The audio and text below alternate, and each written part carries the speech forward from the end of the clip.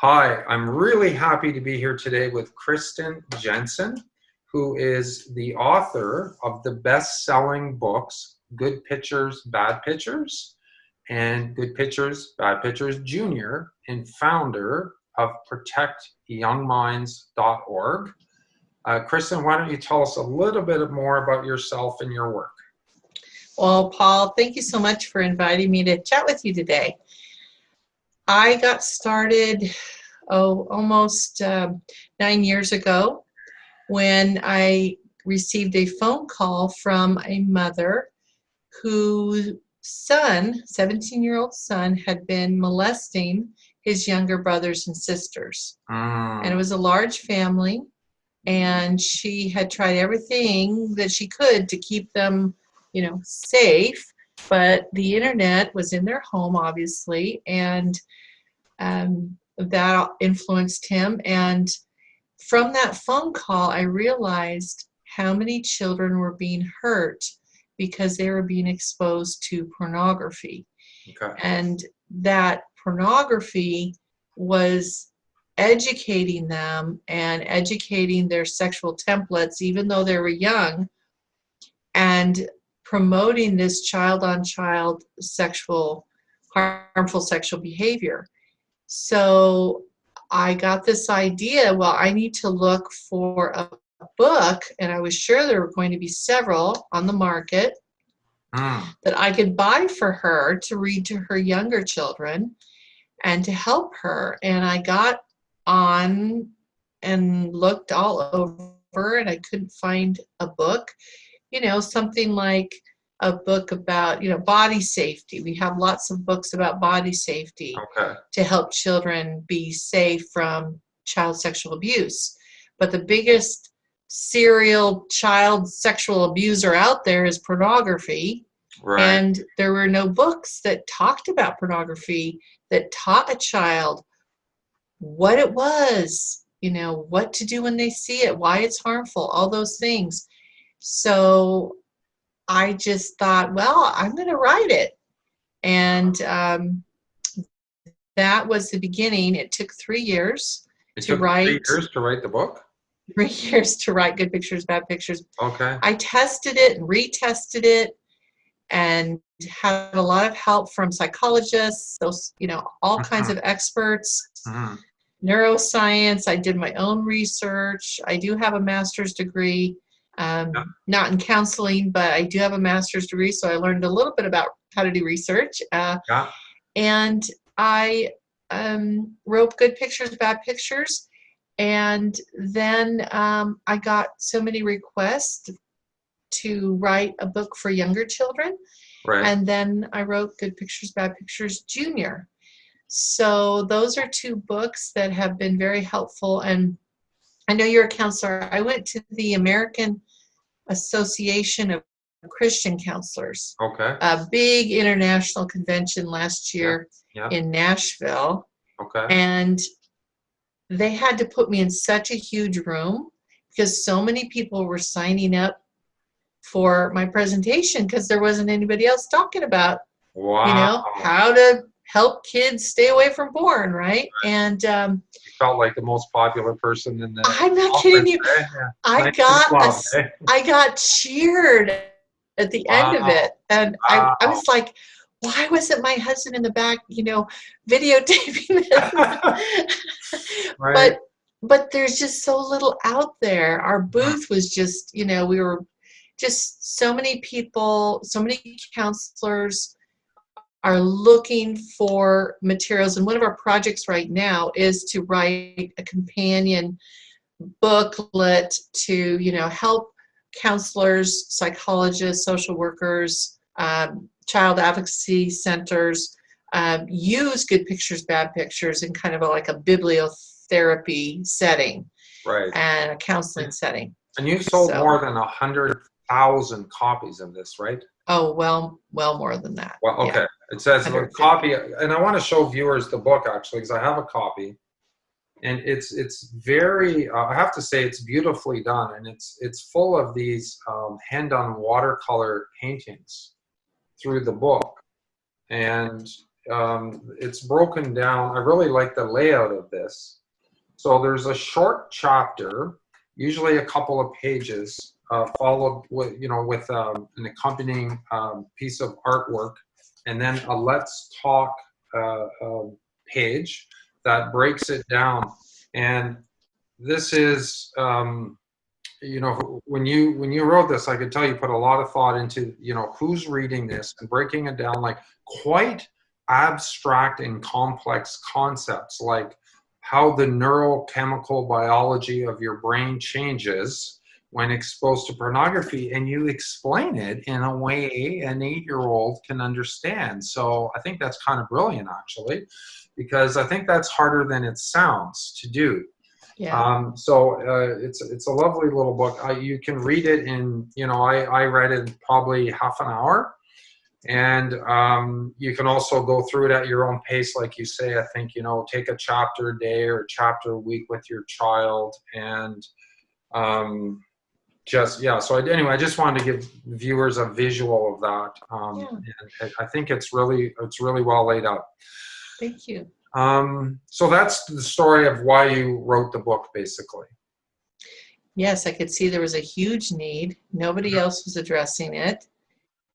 And as I did research, I thought, no child deserves to face the porn industry alone. They need some help. They need mentoring, and they need it earlier than we think. So a book, a read aloud book, we can sit down.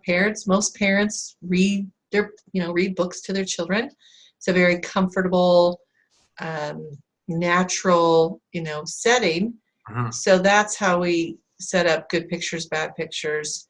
And it did take 3 years because I did a lot of testing and trying to get the language just right, the sequencing just right of all the concepts, without too much information. But I've heard of therapists that use it for their adult clients simply because it lays out that thought ran process through of my addiction. mind. Yeah, on that chapter, actually, that did go through my mind. I thought, you laid out very well, and you don't need to overcomplicate this thing, right? Yeah. So it kind of leads me to my next question: is what age should we start having these conversations with our kids? And one of the things that sometimes you hear from parents, I'm sure you've heard this as well. If I mention porn, that's just automatically going to make them curious, and then they're going to go looking for it, right? So what would you say to those 2 points? I would say I totally understand that thought process, and I understand why parents would be worried. But you have 2 choices here. You can use the cross your fingers plan. And that's the plan where you hope that your kid does not come across pornography until the day after you decide to start talking to him or her. Or there's what I call the Protect Young Minds proactive plan, which is to start early, start young, give kids these porn refusal skills, just like you do any other danger, maybe with drugs, alcohol, cigarettes, I don't know, whatever you want, to warn your child about child abuse, good touches, safe touches, unsafe touches, all those things. You start early with them. So it's the same with pornography. And I think I've proven that you can begin talking about this subject even before you start talking to the kids about sex, although I will say that needs to come earlier than most parents realize as well. But getting back to your question, what is the right age to begin? The right age to begin talking to a child about pornography is the moment they have any access to the internet. Okay, so in most households, I'm guessing that's 4 or 5. 3, 2 or 3. 2 or 3. Okay. 2 or 3 at least in our, everyone has an iPad. They have their kids on the iPads. Okay. And so that's why Good Pictures, Bad Pictures Junior is is Yeah. geared for 3-year-olds, So is the and you could language just start. just a little simpler in that book? What's Very the difference? simple. It's very, very simple, and it has cute little like cameras. Oh, That's so yeah. that we keep remembering what a camera actually looks like. Well, yeah. What is that thing? What Yeah. is that? So there's hidden cameras throughout here, and it just starts. We see lots of pictures everywhere. Where do we see them? On our walls, and there's pictures, good pictures everywhere, and Right. then we talk about all the good pictures. Then we'd say, there are some pictures are good, but some pictures are not good. They're bad for you. And then we explain a very simple definition of pornography, which Mhm. was the hardest thing to come up with, actually, when I wrote my first book. Was it? It was very difficult. I looked and looked, and I could not find a simple definition that you could use for children. And so the definition that I use is, and now I see it all over, but the definition, I could not find it. And so it's pictures, videos, or even cartoons of people with little or no clothing on that Yeah. focus on the private parts of the body we keep covered with a swimsuit. Well, So and I in like this, that in the book. Like I'm reading on page 2, and then you go on to say the child says, "I saw a picture of a naked man and a woman in a science book at the library. Is that pornography?" And the mom said, "No." So I like the fact you draw the difference between nudity right, and pornography because they're right. not necessarily the same thing. However, if your child is seeing nudity online, probably not looking at Porn. the Sistine Chapel, right? Yeah, yeah. I didn't even think of the Sistine Chapel, but yeah, they're not looking at a medical textbook or Michelangelo Probably not. statue. Probably not. But No. but we do have some articles on Protect Young Minds that talk about the difference between and Mm, art and pornography, yeah. and how art celebrates the whole person, the whole body, the beauty of the body, Mhm. and is it focusing on the private parts, and it doesn't objectify people. Yeah. So I feel like at least that's the way I interpret art. So that's a very controversial subject, but in any case, it's important for children to know what pornography is, so they have a definition, because they can't recognize it So important. and report it if they don't know what it is. Oh, And what it is. Yeah. I've talked with many parents whose children have seen pornography. They had no idea how to describe this thing. They thought they were going to get into trouble. And so, very important that children know what it is Mhm. without giving them the whole, we're not going to dump in their brains, the entire toxic mass of No, darkness that age pornography is. appropriate and measuring out the information Right. that's needed at the time, I think, is the feeling Right. you And get, so right? I think this definition begins, and then as they get older, you add more as you talk to them about sex. Yeah. You talk to them about how pornography, the sex that is portrayed in pornography, is very different than the sex that you hope your child will have when they are mature enough to have that kind of a relationship with another person. So you're really, from a very young age, as parents, we're concerned about, making sure the child eats correctly, is educated, Yeah. has proper clothing, has shelter, all these things, maybe has extracurricular activities, but we're not actually thinking about developing a healthy sexual template. Yeah. We just want to say, oh no, don't look at that. We're not going to talk about that, Mhm. and so it's very important that we think about these things in a society where access to sexual material, and what I would say toxic sexual material, is so easily accessible by children. Well, and I like how you use the phrase, we're giving them their own filter, which they can bring anywhere, and it's the internal filter. And you know, if some of my clients had developed an internal filter when they were young, they wouldn't need the ones that we're installing on their devices now, you know, to block everything, to block the porn sites. And you know, I think this concept's so important because what traumatizes the children or impacts their sexual template in a negative way when they're exposed to pornography is they don't have the language, they don't have the conceptual framework, and they don't know how to give a name to it. So because they don't know how to process that, this is what is distressing to them.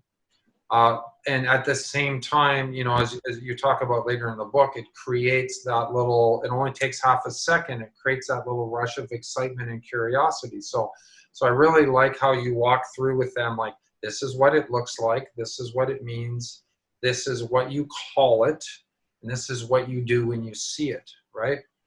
And Yes. and for the people watching this, also, just to, you know, to clarify, the title of the book's Good Pictures, Bad Pictures, but in no way in the book is the language used to imply that they're bad for looking at it, you know, Right. which I think is an important distinction to make. It's not about shaming, and it's not about saying you're bad. It's In fact, these all images are bad. yeah. In fact, if I could show you this, Oh, it yeah. says here, sometimes kids see bad pictures by accident, but even if you see a bad picture, that doesn't make you a bad kid.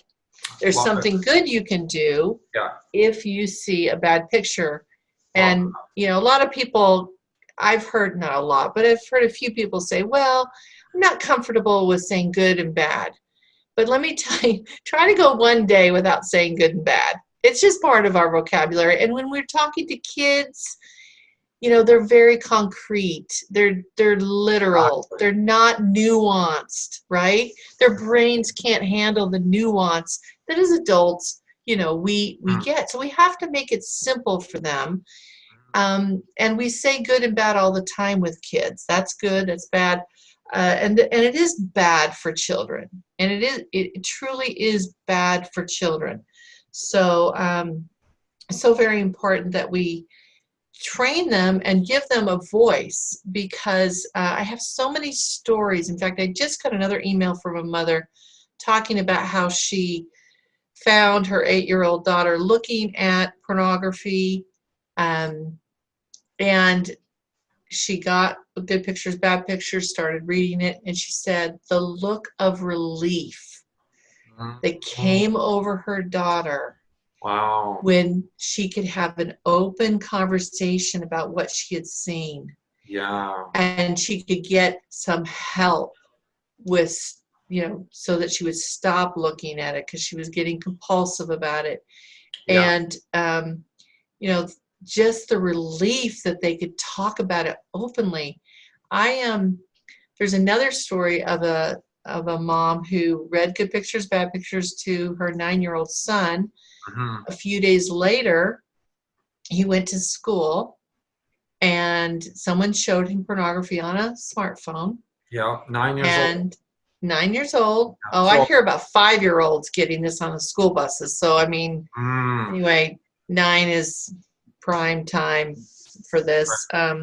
So he saw it. He went home. He told his mom. He said, I was scared, but I knew what to do. wow. You know, Yeah. you can just feel the relief, the Yeah. From the burden parent coming too. off. Yeah. Yes, like you knew what to do. You came Mm. to me. Yeah. Another mom told me about how her daughters had been on a play date. And so she drove up to pick them up, and they were in the front yard. And again, you know, the little girl they had been playing with had a phone. Her girls were like 7, 8 years old, something like that. Had a phone showing them something. And when they got in the car, she said to them, "What was she showing you on her phone?" And they said, they looked at each other, and then they said, "It was a My Little Pony video." Well, Oh, later when she read them the okay. book, Good Pictures, Bad Pictures, they said, "You know what, Mom?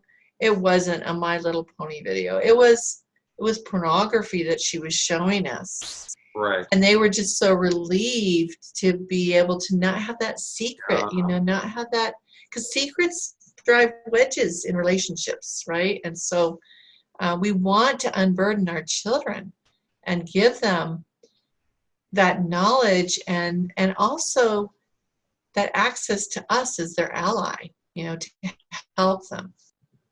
and you bring up a point as well about when you bring up this talk, you're also introducing attitudes toward it or about it, and you have this phrase, creating a disposition in learners. It's not just teaching facts, it's a disposition in their brains. Like, can you expand on that a little bit? I Sure. find that an intriguing idea. Sure. Well, a lot of educators now are kind of turning to this idea of not just teaching kids facts, but creating a disposition to want to learn, or a disposition, um, to want to be a good digital citizen, for example, right? Right. To want to protect themselves, to take care of their bodies, their minds, whatever. So that's what we are trying to do, what I'm trying to do with these books, and also with our new curriculum, Brain Defense Digital Safety. Okay. It is creating a disposition, an attitude, so that they understand that pornography can be harmful, especially to a young person Mhm. who does not have the brain power, the faculties, it's just not developmentally there, and they're to be able to say, "Oh, that's just fiction," or "Those are just actors." It, they think it's real. They've done studies in the UK, and they've asked 11-year-old boys, 16-year-old boys, "Do you think that what you're seeing in pornography is the way most people have sex?" And they're like, "Well, yeah, of course, Yeah. And then you see these cases of people, of young men, strangling, you know, uh, their sexual partners, and thinking, "Well, doesn't she like that? Isn't that what I'm Yeah. supposed Is to be that doing?" normal? Isn't that what girls want? Yeah, isn't that and that's all that they've learned. They've learned this in pornography. Yeah. Um, so Paul, it's teaching children. Pornography is teaching children a toxic version of sex. It's not a healthy version of sex. Pornography is racist. It's misogynist, Mhm. and it's not going to help our children enjoy a healthy sexual relationship when they get mature enough to have one. Yeah. Um, And just then maybe not this, the sorry, I didn't mean to cut you off. Go ahead. sex ed they need. Yeah. Okay. Um, 100%. And I, you were saying that, and I thought maybe this is a good point just to kind of drop in here. For those of you watching that still think we're talking about Playboy and wondering what the big deal is, no, we're talking about every kind of vile, degrading, hardcore, abusive, misogynist, racist, perverted, twisted act that you can possibly think of, available instantly to any child that has a device. 90% of Right. scenes in movies have verbal or physical abuse from the man to the woman, and regularly include slapping, hitting, choking, punching, urinating on, and vile verbal abuse as just an everyday part of the scenes of pornography. So just to clarify, right, Kristen, this is what we're talking about in case anyone's thinking, what's Kristen going on about, why this is so harmful to children. This is why it's so harmful to children. The Right. days of the airbrush centerfold are long gone, and gone forever. Yeah. Yeah. So sorry to get a little graphic there, but I think we need to be on it. Like, we need to be clear about what we're actually saying when we say pornography. Yeah. And there's so many studies, that meta studies, that absolutely prove the association between young men watching porn and their levels of sexual aggression, and also the child on child. When we started getting so many reports of people that said, when I was a kid, I watched pornography, and then I started doing things with my cousins and teaching them about sex. And but this one woman that talked to us anonymously, she said that they found out, then they took her to a counselor, and the counselor never thought to ask, are you looking at pornography? Oh, They thought it drives me nuts. they thought that she had a hands-on perpetrator, and there was no hands-on perpetrator. Pornography is the perpetrator on these kids. Like, we're 20 years out of date on this stuff. Like, people need to understand that this is like bringing a perpetrator into your house. When if you hand your child a device that has no filter, no internet, no book, no conversation, no parental guidance, you might as well park a pedophile under the bed and then just hope nothing happens. Exactly. That's absolutely true. And, it's molesting their minds. It's molesting their minds. And then they go, I was talking with a young man who had to go through a program because of his child on child, harmful sexual. And he had a perpetrator hands-on when he was like 6. Yeah. But he went to this program, and in his cohort, there were 8 other young men. And he said every single one of them had started with pornography. They hadn't started with a hands-on perpetrator, but they became perpetrators to other, and there are more and more programs now. We need more of them. These kids are victims themselves. I talked with a mom who was watching a 10-year-old boy during the summer. His mother was a single mom, and one day he took her 7-year-old daughter into the bathroom and started trying to do sexual things with her. Luckily, she had been clued in, and so she reported this to the mom. And when she went and talked to the boy's mother, she said, I found pornography on the iPad that he uses, his iPad, 3 weeks ago. Pornography of every kind. Yes. On his iPad. And she was just absolutely did not know what to do. Didn't talk to him about it? I don't know how much she talked to him about it. She took away the iPad maybe, but the problem is that all those ideas are in there, and he wanted to. Kids are wired to imitate what they see adults do. That's how they're wired to imitate. Yes. Yeah. And so when you show the pornography, they're wired to try to imitate what they're seeing on other vulnerable children. So that's what he did. Yeah. It's logical. Yeah. It is logical. They're not bad kids. No. Well, I was talking to Zareen and Rob Cope, that made the wonderful film documentary yesterday. Yeah, and Rob said, back when I was a kid, we were WWE wrestlers and doing the suplex off the top rope and all these moves, and because you saw it on TV and you imitated it, or hockey's big where I am in Canada, so when you play road hockey, you're I'm Wayne Gretzky, I'm whatever, you imitate your favorite players, and that's so why, how have we gone from being wrestlers and hockey players to porn vile, misogynistic porn and men in porn committing acts of sexual violence against women. It's like, oh, yeah. Okay. So in that documentary, I'm in that too, and also that's right. Yeah. Heidi Olson, who's a sexual assault Wasn't that tough nurse to listen to examiner. that? Yeah. And one thing she has done is gather data on,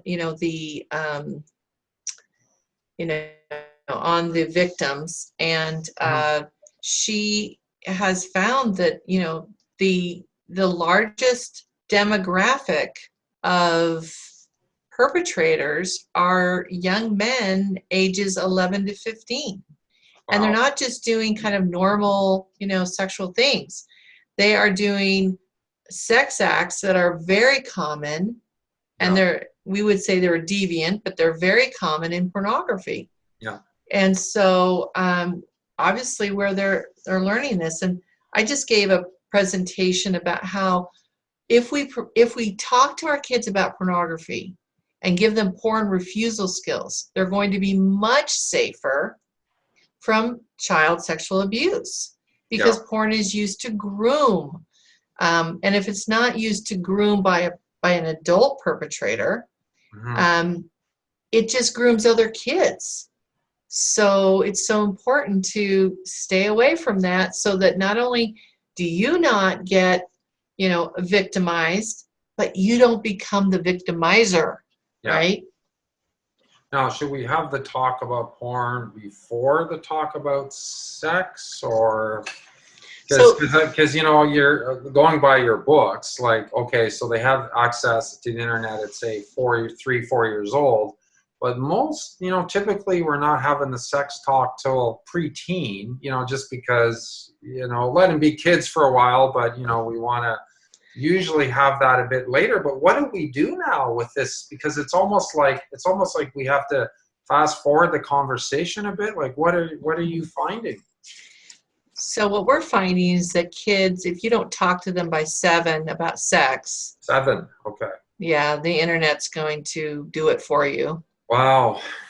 Or their friends are going to do it for you. So you just have to decide, do I want to get in there and educate my child about sex, and ideally in healthy, ways, healthy attitudes about sex?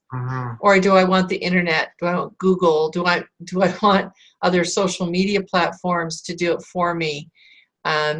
So I would say, yes, you need to warn your children about pornography before you have the sex talk. That's why in Good Pictures, Bad Pictures, we don't mention sex. Really, it's very easy to read these books to your children even before you've had that, you've begun those talks. I did some research with 10 people who reported that they had or were still struggling with a pornography addiction. Okay. And we're 8, and I'm just writing up a paper about it, actually, getting it published.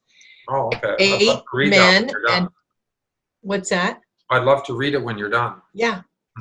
It's all about why kids hire pornography, why the jobs that children are trying to get done, and how pornography helps them do those jobs.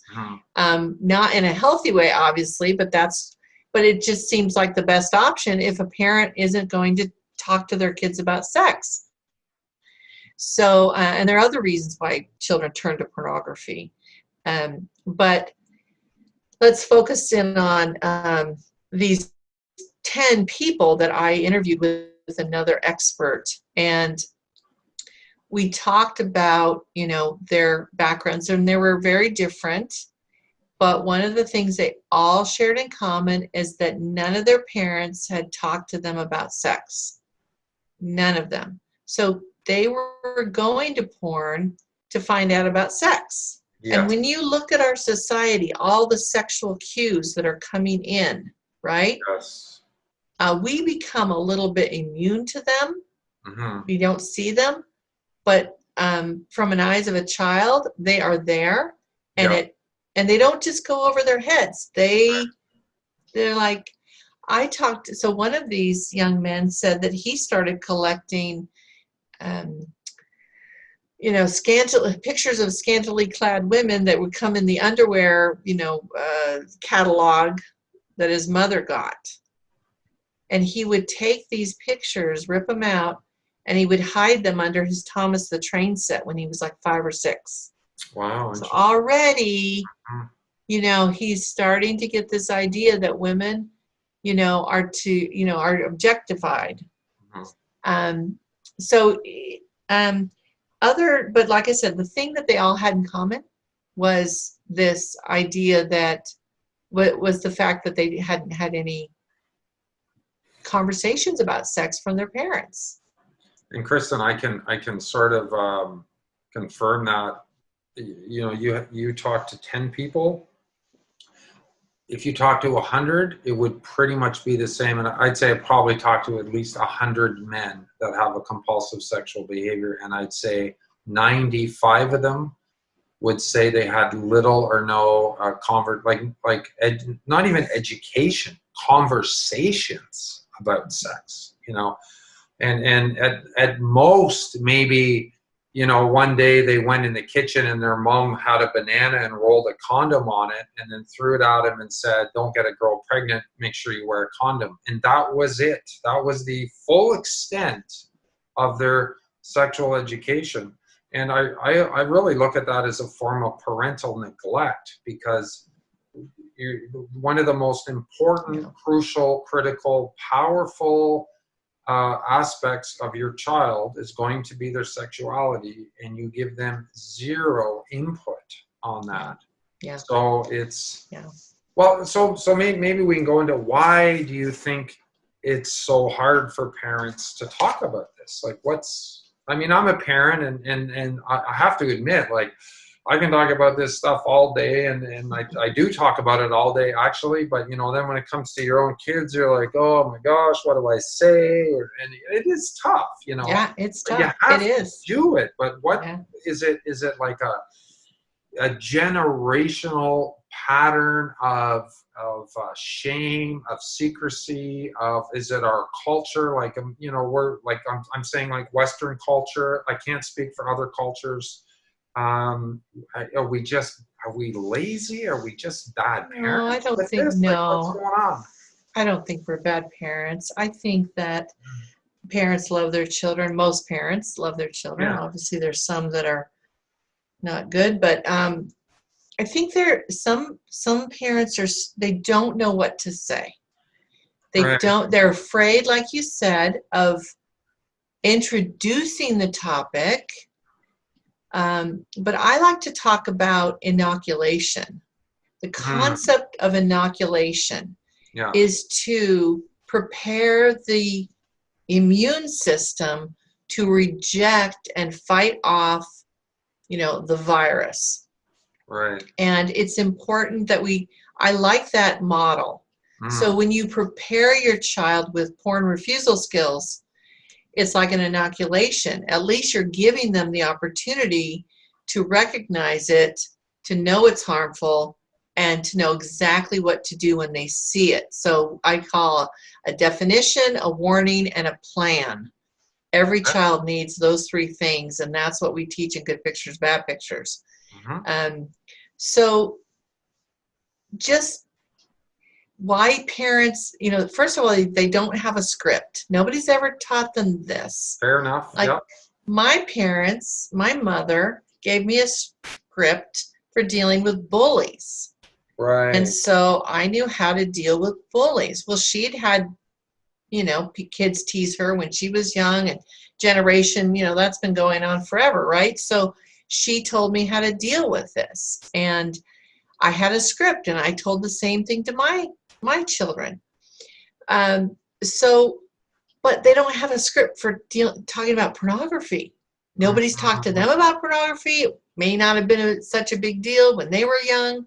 But with the internet, with all this access to social media and, apps like TikTok, these things, there's so much porn on all of that, that we have to start younger and earlier.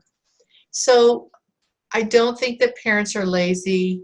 They're just uncomfortable, and they don't want to make their kids uncomfortable. Yes. And they have this hesitation, and we're all so busy that, when you have a hesitation, you're like, well, I'll get to that someday, right? And then many parents find our books out of desperation because then they found something, and Yeah. now they need now instead of you're no longer in the prevention mode. You're kind of in the intervention mode or the reactive mode. Right. That's why I'm always harping, like, prevent. Just start these conversations young. Children are safer. Mhm. Hashtag, right? Yeah. Safer is sooner. I'm sorry. Right. Sooner is safer. Shooting us safer. Okay.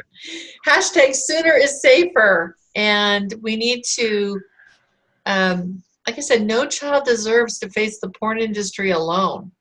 And they don't No. do well. No, they don't stand So, a chance. yeah. Yeah, I no, I mean, I'm listening to you talk, and I'm thinking, yes, like I guess on in the defense of parents, this is an unprecedented situation that we live in our culture, and like we've never had to deal with this, so it's not necessarily obvious what the best way is to bring it up, and the other, besides the just don't talk about it, head in your sand reaction, I'm thinking of a story, of a client I have, Kristen, who told me that he discovered porn in grade 8 and started watching it every day, and then he finally worked up the courage to go tell his parents, and they screamed at him and shamed him and grounded him for a month, and it was awful for him, and he didn't do anything wrong, like he's just curious, and so he and then eventually went back to it, and he's had an addiction for years now of watching it every day for years, and he's one of the kids that he actually tried to bring it up, Yeah. so I think you're really a pioneer in a lot of ways, Kristen, with just plowing new ground and bringing this book up. I really see you as a pioneer because, well, there's literally, like, maybe some other people have come up with other things since then, but I mean, you were literally the first person that in wide scale way, published a book on this particular issue. And I can't encourage people enough to buy this because it really, like, I'm reading through this and I'm like, dang, like I wish I had this when my kids were younger, because it's just perfect the way it's worded. Like I couldn't have said it any better, right? We worked really hard. I worked really hard I can with a lot tell of you did. parents to like wordsmith it, and we got so Yes. much. And we tweak every print run I do. We tweak things a little bit Yeah. to make sure that we are keeping current and giving those messages. So after I wrote Good Pictures, Bad Pictures Junior, I actually went back to the other book and added a few things in that one that I discovered. So we're always trying to improve it, keep it current, keep it very relevant. It just helps parents start the conversation. Yeah. Book is great because it has a beginning, a middle, and an end, right? And Yeah. sometimes as parents, maybe we can go on a little long. I don't know. I used to get into lecture mode with my kids.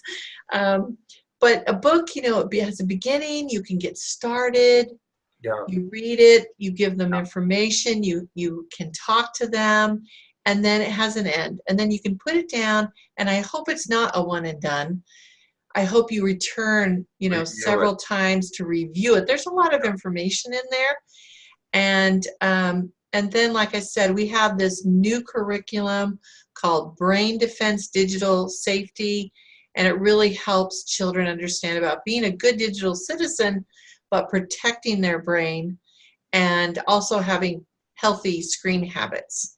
So All tell these us a bit things. about that. Yeah, do they go and download this, or what's the format for this? So this is going to be a digital product at this point, and you can get access to the videos. These videos are delightful. They include 6 positive teens called the Brain Gang. Okay. And so they talk, and it's for 4th, 5th, and 6th graders. Okay. And basically, we talk about screen health. Then we talk about the brain, the thinking brain and the feeling brain, like we describe in the Good Pictures, Bad Pictures, Porn Proofing Today's Young Kids. And then we talk about, again, what it is, why it's harmful, how it can become an addiction, how it can teach you to be, objectify people, to be mean to others.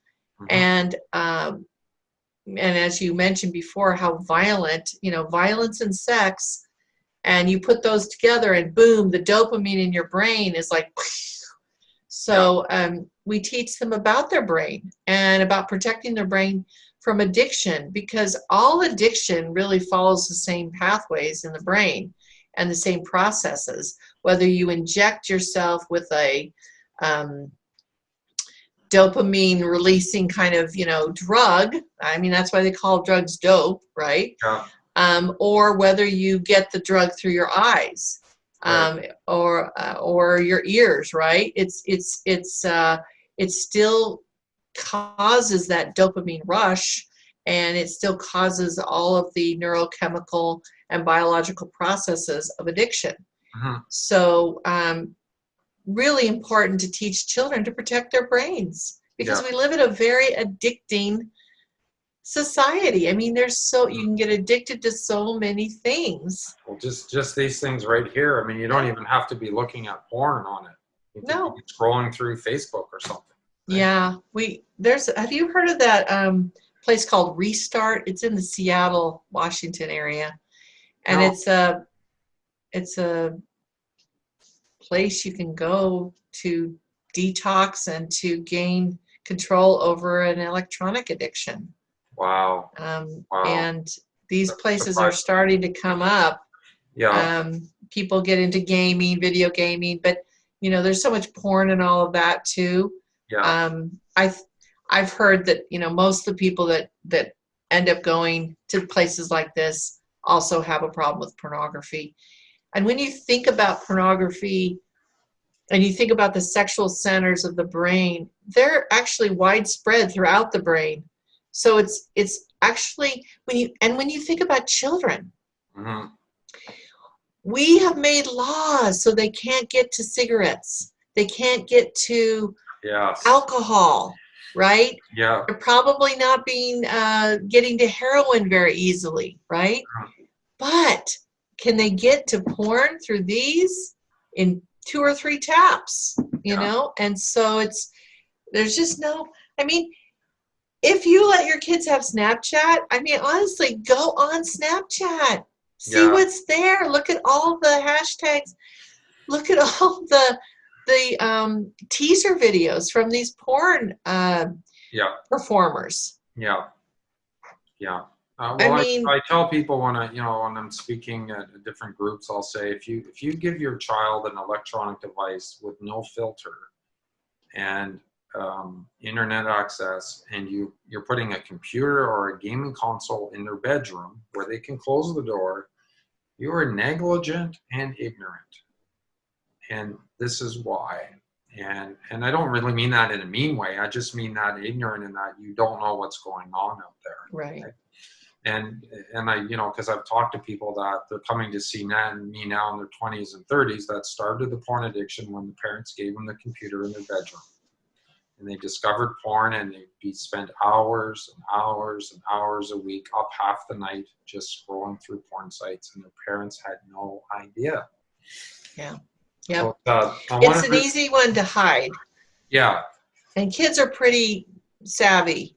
It's a very easy one to hide. And also, we need to teach kids vocabulary. We need to teach them when they're young the names of their, private parts, and not be worried about saying penis and vagina and those kinds of words, and say them without shame. And those are just, parts of the body, but we do keep them private for your own safety.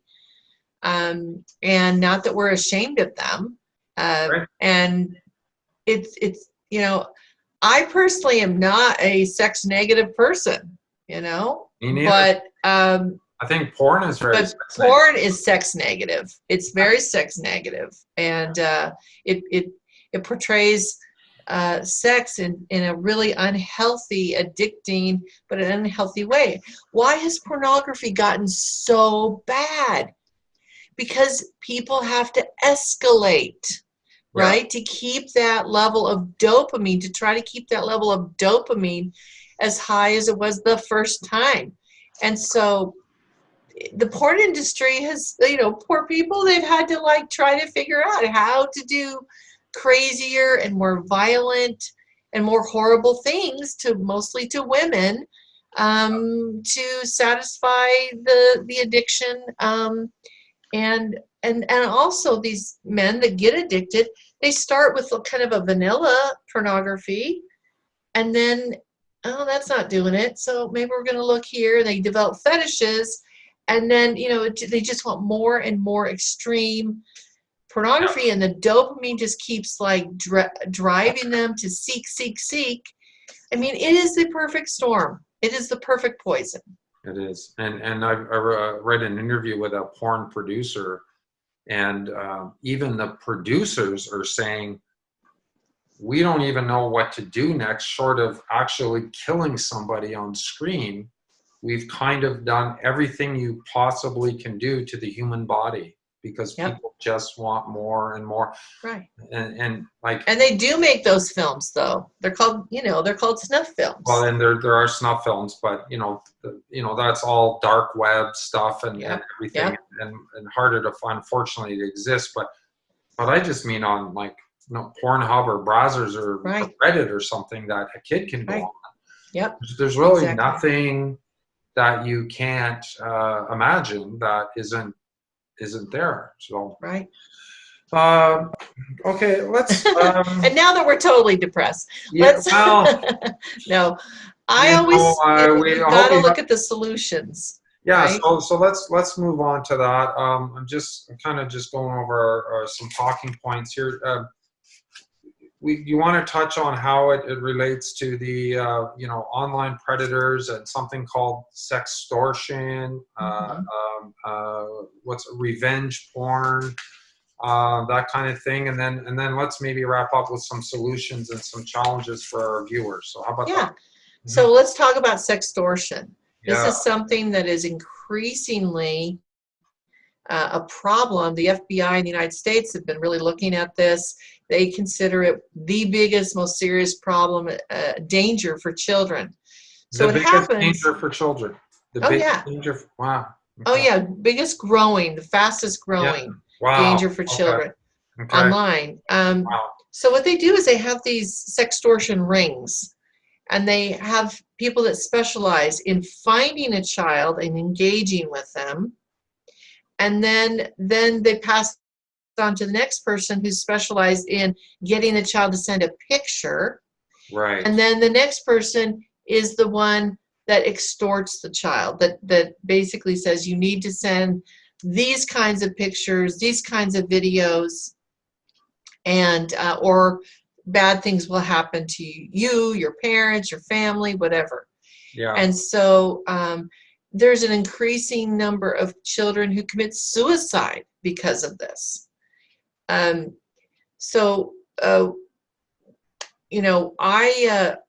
testified in front of the Washington State Senate committee, the Law and Justice Committee, a couple years ago. And next to me was Captain Mike Edwards of the Seattle, was the Internet Crimes Against Children, ICAC. And he had all these statistics about. Oh, I bet that's a fun job, eh? Yeah. But what I remember most, and how it's just mushrooming, just ballooning up out of control, the numbers of reports that they're getting. But what I remember the most is the story told about an 8-year-old boy who had raped a 4-year-old girl, probably his younger sister, videotaped himself doing this and uploaded it to the internet. Yeah. Okay. So sometimes you just don't know what to say. I mean, I'm pretty much, I don't get shocked by anything, but when you hear it and you're just right. Oh my So gosh. this is what is happening out there. Yeah. And so this is sextortion, and it happens to older people too. I just heard of one story of a young man who thought he was in a romantic relationship. Turns out it was a sextortion. He sent a dick pic, and anyway, they were trying to extort him, money, and he finally just killed himself because the Yeah. shame. He didn't feel like he could go to his parents. He didn't know. He felt it like it was the end of his life. Oh, So we actually addressed this in a very age-appropriate way in uh, brain defense, okay. and talk about how even if you've made a mistake, even if you didn't know it was wrong, even if that, just talk to a trusted adult, Yeah. talk to somebody, and we're just hoping that parents, we talk about this a lot on protectyoungminds.org, but helping parents to know how to respond. We have a whole smart plan guide they can download so that you know exactly what to do when you find that your child has viewed porn or been exposed to porn. We also have a quick start guide that kind of brings you up to speed on the statistics, some of the research about pornography. Okay. And these are for free. You can just download them from our website, protectyoungminds.org. Go to the Yeah. resources page. We have a blog that keeps parents, in the loop. And we talk a lot about raising porn resilient kids, Yes. screen smart kids. Screen smart. And Yeah, I like you that. need to start at a young age Mhm. to do that, to build that internal filter Yeah. so that children know that's pornography, Yeah. and they know exactly what to do. So in each of the books, I have a plan. The Mhm. one that for older kids, it's the can-do plan. Each of those letters has a step that they take, not only when they are exposed to pornography, what they do, but when those memories come flooding back. It basically is in two parts. The can part is Yeah. what to do when you first see it, and neurologically how to protect your brain Okay. and get control over it, and also what to do when they come back and see it. Right. I mean, when the memory comes back, what to do to basically build a neural pathway away from that image or Yeah. that video. Yes. So it's all based on neuroscience and helping kids gain more control over this. But it's hard. I mean, kids are, they're just, that prefrontal cortex is not fully developed until they're in their 20s. So very difficult. That's why we have to create this disposition of, I'm going to reject pornography. It can hurt me, and I Yeah. want to be happy and healthy, and I can be happy and healthy if I reject pornography and protect my brain. Yeah. No, that's good stuff, Kristen. So get your copy. I love the. I'm going to be posting your website as well after, or yeah, within the video itself. I'll put everything up because I see you've come up with even a lot more resources since that book came out, and people can. A lot of them are just free to download, right? So that's Yeah, fantastic. I've got a lot of free resources. Yeah. The website is all, everything we do at Protect Young Minds is from our book sales. So we do appreciate people supporting us in that regard. And really, Protect Young Minds is a labor of love, trying to educate parents, help them. And it is a huge repository of, we've done the homework for you. Go and just educate yourself and keep educating yourself about current dangers as they change, because they do, right? We're living in a very dynamic time, and Yeah. we have to just get used to the idea that we can't parent the way we were parented. We have to keep up with this. No, I mean, when I was a kid, it was, look both ways before you cross the street. Don't talk to strangers. Don't get in a car with a stranger. That was, lock the door. Like that was kind of it. That was how to be street smart. And now it's just really is a completely different world. So let's wrap up. I think there, Kristen. It's been a great talk, and thank you so much again. How about a challenge? Well, I'm going to put a challenge out first, and then maybe I'll ask you. Anyone that's watching this, if you're a teacher or a school guidance counselor, download these resources or get these books in your school library. If you're a therapist that works with children, get a copy of this book and put it in your library. Buy 10 of them and then sell them to your clients just so they have it. If you're a social worker or a child and youth worker, get your agency to buy 10 of these books and keep them in the waiting room or hand them out to everyone in the agency so you have these, and then you're not stuck with, because these stories that we're hearing and Kristen's telling, you're going to hear them if you haven't already, and I think most of you already are starting to.